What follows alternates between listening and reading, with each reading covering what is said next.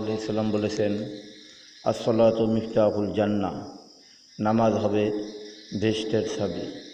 বেহেশতে যখন আপনার আমার যাইতে হবে তখন আপনার আমার নামাজের প্রয়োজন। নামাজ যদি সঠিক হয় তাহলে বেহেশতের দরজা আপনার আমার জন্য খোলা থাকবে, আর নামাজ যদি সঠিক না হয় তাহলে বেহেশতের দরজা খোলা থাকবে না। তো এই নামাজ পড়তে গেলে আমাদের কোরআন তেলাওয়াতের প্রয়োজন। যেমনটি নামাজের ভিতরে ওয়াজিব রয়েছে 14টি, তার ভিতরে সর্বপ্রথমেই বলা হয়েছে আলহামদু শরীফ পুরো পড়া।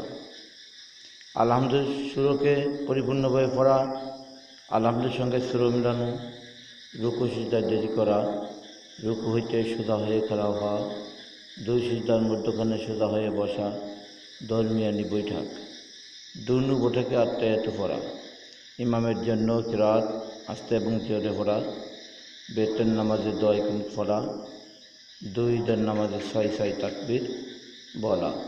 এরকমভাবে যে নামাজের ওয়াজিবগুলো রয়েছে, ওয়াজিবগুলো আমাদের শিক্ষা করতে হইবে।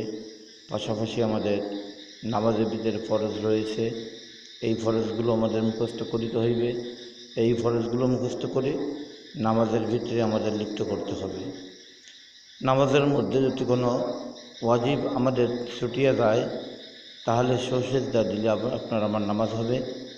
আর যদি কোনো ফরজ ছুটিয়ে যায় পুনরায় আবার নামাজ ছেড়ে দিয়ে দ্বিতীয়বার আবার আমাদের নামাজকে আদায় করে নিতে হবে। তো এরকমের নামাজে ফরজ হচ্ছে 13টি। এই 13টি ফরজকে আবার 2 ভাগে ভাগ করা হয়েছে। নামাজের বাহিরে 7টি, ভিতরে 6টি।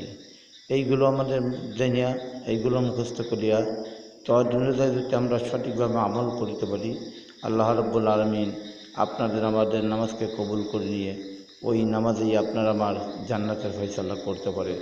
তা আসুন আমরা নামাজ শিক্ষা করি, নামাজ আদায় করি।